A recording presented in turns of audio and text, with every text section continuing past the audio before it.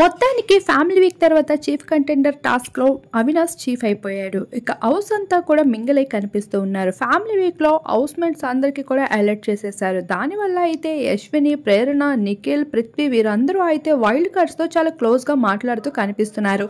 అలానే ఇక అవినాష్ చీఫ్ కావడంతో ఎవరు ఏ పనులు చేస్తారని అడిగేసరికి ప్రేరణకి తన హస్బెండ్ చెప్పిన మాటల్ని గుర్తుపెట్టుకొని నేనైతే కిచెన్లో పని చేయాలనుకోవడం లేదు, నాకు ఏదైనా క్లీనింగ్ సెక్షన్ ఇవ్వండి, నాకు ఓకే, ఎందుకంటే నేను కిచెన్లోనే నెగిటివ్ అవుతున్నా అంటూ తను మనసులో అనుకుంటూ ఉంటుంది. అంతలోనే విష్ణుప్రియ అయితే పృథ్వీ ఫేస్ చూస్తూ ఉంటుంది. కానీ పృథ్వీ మాత్రం అవన్నీ ఏమాత్రం పట్టించుకోడు.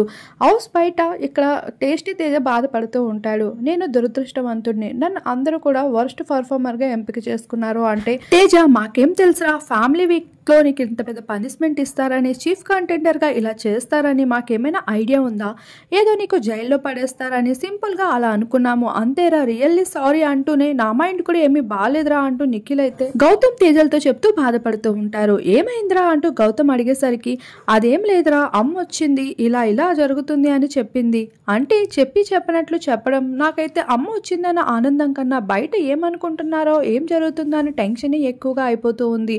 ఎందుకంటే అమ్మ చెప్పిన మాటలు అలాంటివి. ఫ్యామిలీ వీక్ తర్వాత అందరూ కూడా మారిపోయారు కాబట్టి ఎవరు ఎలా ఉంటారో తెలియట్లేదు అంటూ యశ్విని నిఖిల్ని దూరం పెడుతూ రావడం, నిఖిల్ కూడా యశ్వినికి దూరంగా ఉండాల్సి రావడం, మరొక వైపు బయట కావ్య విషయం, ఇలా అన్ని కూడా మైండ్లో తిరుగుతూ ఈ రోజు నిఖిల్ అయితే చాలా డల్గా కనిపిస్తూ ఉన్నాడు.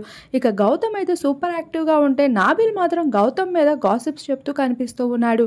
మొత్తానికి అయితే ఈ ఫ్యామిలీ వీక్ తోరా మిత్రువులు శత్రువులుగా, శత్రువులు మిత్రువులుగా మారిపోతున్నారనే చెప్పుకోవచ్చు. నిఖిల్ అయితే గౌతమ్తో ఏమాత్రం ఫైటింగ్ పెట్టుకోకుండా ఫ్రెండ్షిప్ యాంగిల్ని కంటిన్యూ చేస్తున్నారు. మరి గౌతమ్కి ఇది ఎంతవరకు ప్లస్ ఆర్ మైనస్ అనేది చూడాల్సి ఉంది.